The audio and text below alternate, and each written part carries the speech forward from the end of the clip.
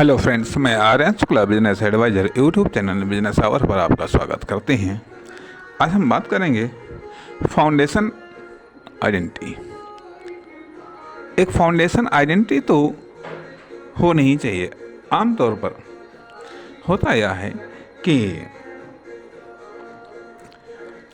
जब हम घर में होते हैं, अर्थात जन्म घर में होता है, हम एक फैमिली के सदस्य होते हैं, तो पहली बात तो आती है कि जो फैमिली की जो आइडेंटिटी होती है वह आइडेंटिटी हमारी भी बन जाती है। कहने का अर्थ यह बनता है कि एक तो यह परिचय बनता है कि हमारा नाम,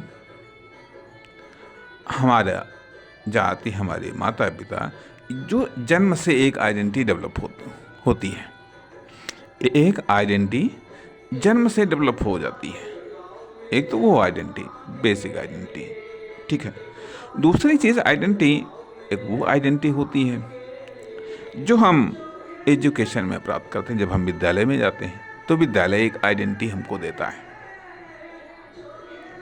एक विद्यालय हमको आइडेंटिटी देता है। जैसे जैसे हम क्लासों को पार कर जाते हैं वैसे वैसे वो आइडेंटिटी चेंज हो जाती है, अर्थात वो आइडेंटिटी एक लेवल को भी व्याख्या करती है, ठीक।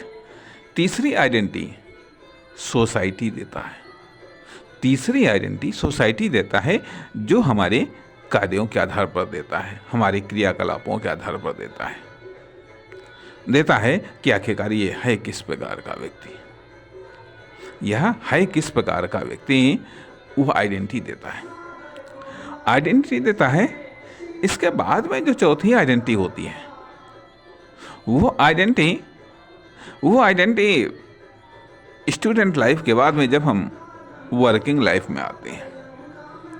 वर्किंग लाइफ में चाहे हम जॉब करें, चाहे हम नौकरी करें, चाहे हम कोई बिजनेस करें, तो वह एक आइडेंटिटी होती है, वर्किंग आइडेंटिटी होती है। वर्किंग आइडेंटिटी होती है।